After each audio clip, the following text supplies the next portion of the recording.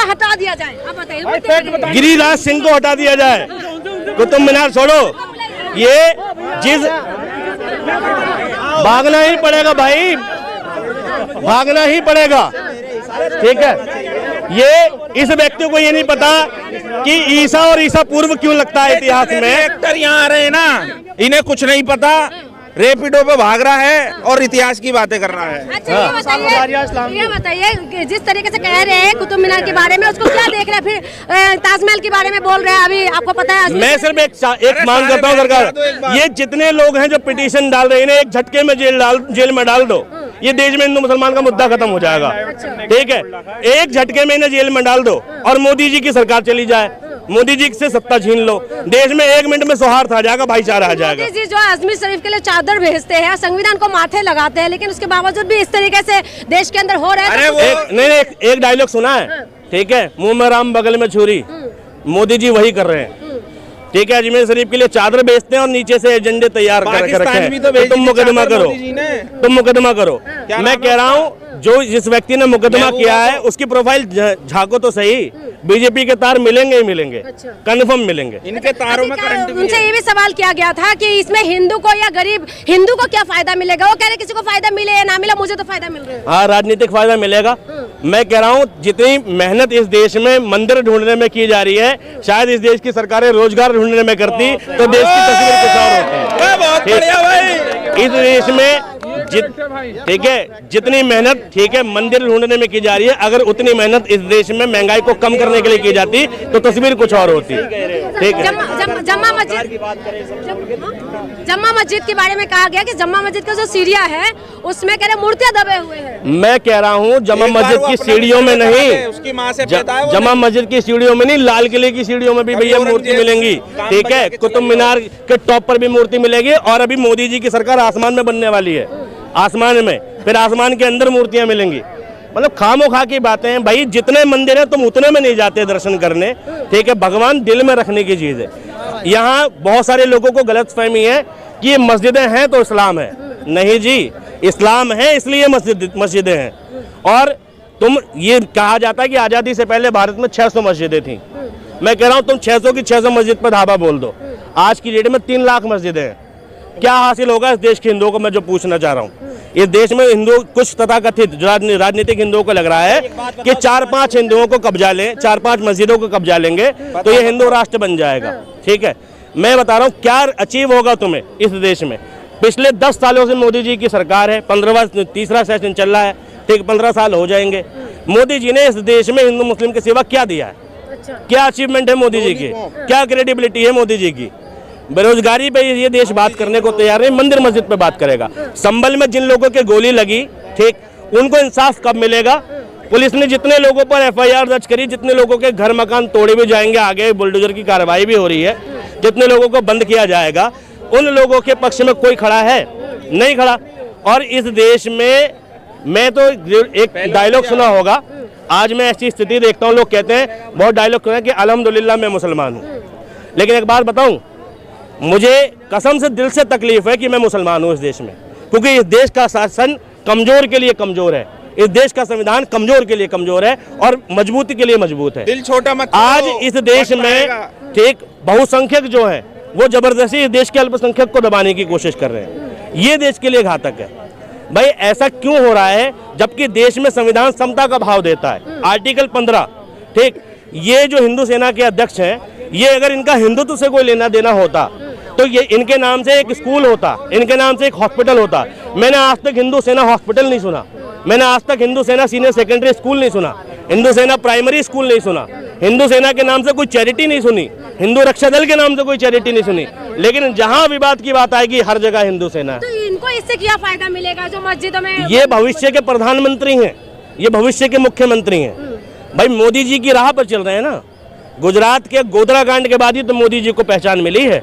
ऐसे 2-4 कांड ये भी करा के पहचान कमाना चाहते हैं भाई। पॉपुलैरिटी कैसे मिलती है? तुम्हें क्या लगता है योगी आदित्यनाथ की जो पॉपुलैरिटी है यूपी के CM की, तुम्हें क्या लगता है इस देश में कौन लोग योगी आदित्यनाथ को पसंद करते हैं? सिर्फ वही लोग जो देश में हिंदू मुस्लिम की राजनीति पसंद करते हैं, उनकी पहली पसंद योगी आदित्यनाथ है। अन्यथा योगी आदित्यनाथ किसी ऐसे व्यक्ति की पसंद कभी नहीं बन सकते जो देश में स्वार्थ की बात करते हैं। तो भैया ये जितने लोग हैं ये सब बीजेपी से प्रेरित हैं।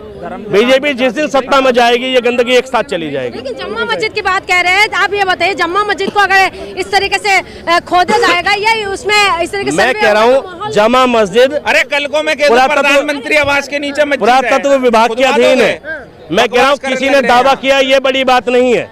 कल को ये कह रहा था कि भारत सरकार क्या कर रही है, भारत सरकार के संरक्षण में है वो जगह, और भारत सरकार ने उस व्यक्ति के खिलाफ क्या कार्रवाई करी मैं ये देखना चाहता हूँ। ठीक है, भारत सरकार के संरक्षण में है जमा मस्जिद। मैं कह रहा हूँ क्या उस व्यक्ति के खिलाफ कार्रवाई करेगा देश का ASI, archaeological survey of India करेगा उसके खिलाफ कार्रवाई? नहीं करेगा ना। संभल की जमा मस्जिद में ASI को एंट्री नहीं मिलती तो उसका मुद्दा गया। ठीक कि वहाँ मंदिर है, छुपाए गए हैं, ये है वो है। जो दिख नहीं रहा उसे ढूंढा जा रहा है, और जो दिख रहा है उसको स्वीकार करने को तैयार नहीं हो। गजब मूर्खता है तुम्हारी। ठीक है, मैं कह रहा हूँ पर्दे के पीछे क्या है ये ढूंढने से अच्छा है जो पर्दे के सामने दिख रहा है उसे देख लो ना। तुम्हें मुद्दा खड़ा करने से क्या फायदा होगा? भाई देखो, जो हिंदू सेना के अध्यक्ष है, मैं सिर्फ ये कहता हूँ कि उनका रिकॉर्ड देख लिया जाए। उस व्यक्ति का क्या रिकॉर्ड है, उसके ऊपर कितने मुकदमे हैं। दिल्ली में प्रशांत भूषण जो हैं उनके ऊपर हमला कर दिया उस व्यक्ति ने। तो मैं लगता है वो व्यक्ति सामाजिक आदमी होगा, वो व्यक्ति समाज सुधारक व्यक्ति होगा। और एक कोई शारदा साहब है, क्या नाम है, बिलास शारदा की किताब का हवाला दिया। बिलास शारदा कौन थे? दयानंद सरस्वती की फिलॉसफी पे चलने वाले। ठीक, समाज सुधारक थे भले ही, उनके नाम से शारदा एक्ट भी है हमारे संविधान में। ठीक, लेकिन ब्रिटिश शासन में जज की कुर्सी पे बैठे और दयानंद सरस्वती को फॉलो करते हैं। मैं कह रहा हूं महात्मा गांधी RSS वादी अगर किताब लिखेगा तो महात्मा गांधी को गद्दार लिखेगा। RSS का विचारक अगर लिखेगा तो महात्मा गांधी को गद्दार लिखेगा। शारदा विलास जो है दयानंद सरस्वती को फॉलोवर है, वो हिंदू धर्म के समक्ष में लिखेंगे और मुस्लिम धर्म के प्रतिपक्ष में लिखेंगे। जाहिर सी बात है। मैं कह रहा हूँ कोई मुस्लिम व्यक्ति लाओ जिसके हिसाब से लिखा हो कि वहाँ मंदिर है, नहीं है ना। और जो विष्णु जैन है उसको बाबरनामा पता है, उसको अकबरनामा पता है, उसको तमाम मुगलों की किताब पता है, लेकिन उसको देश का संविधान नहीं पता है। उसको देश का संविधान नहीं पता है कि 1947 के बाद जो मस्जिद है वो वैसी की वैसी रहेगी। नहीं, एक मिनट, ये ठीक वैसा ही है जब बाबरी मस्जिद और राम मंदिर का फैसला आ रहा था। उस वक्त पूरे देश में अलर्ट था और हर हिंदू हर मुस्लिम से पता है क्या कह रहा था, अरे जो भी होगा ठीक ही होगा, स्वीकार करेंगे। और जब फैसला आया तब लोगों की प्रतिक्रिया पता क्या थी? तब एक दिन तक लोगों की प्रतिक्रिया थी, यार तुम्हारा भी हो गया हमारा भी हो गया, तुम्हें भी मस्जिद की जगह मिल गई हमें भी मिल गई। लेकिन ठीक उसके 2 दिन बाद पता है क्या हुआ? अयोध्या तो झांकी है, काशी मथुरा बाकी है। ठीक ऐसा ही हुआ। ठीक, यानी जगह दी थी वो ना बनी। इसका ये मतलब है कि भाई हम एक एक करके तुमसे छीनेंगे, ठीक, और तुम्हें दिलासा देंगे। मोहन भागवत दिलासा दे रहे हैं और कार्रवाई पे कार्रवाई हो रही है। मैं कह रहा हूँ ये देश जितना हिंदुओं का उतना मुसलमानों का भी है ना, तो कार्रवाई एक तरफा क्यों होती है? सीधी बात है। दूसरे पक्ष को बिना सुने, ठीक, वहाँ संभल के जो जज थे उन्होंने ऑर्डर कैसे पारित कर दिए थे? मुझे बताओ, एक ही दिन के अंदर सब कुछ हो गया वहाँ पर, दूसरे पक्ष को सुने बिना। इस देश का संविधान हमें जो समानता का अधिकार देता है, ठीक, बराबरी का अधिकार देता है, तो ये पक्षपात हो क्यों रहा है? और जो कर रहा है, जिसकी सरकार में हो रहा है, उसका इस्तीफा क्यों नहीं हो रहा? और इस देश के मुसलमानों से भी दिक्कत है। इस देश के मुसलमानों को प्रोटेस्ट करना नहीं आता। इस देश का मुसलमान उत्तेजना में निकल पड़ता है, नारे लगा रहा है, सड़कों पे घूम रहा है, कोई जरूरत नहीं है। तो अमीरुल भाई करने का दे रहे हैं प्रोटेस्ट, वो कैसे करेंगे? वो लोग कैसे करेंगे भाई? घर में बैठे हैं तो हमारे घरों में चढ़ाई हो रही है, जमीन पर आ रहे हैं तो पुलिस गोली मार रही है, तो भैया क्या आसमान पे प्रोटेस्ट करेगा जाके?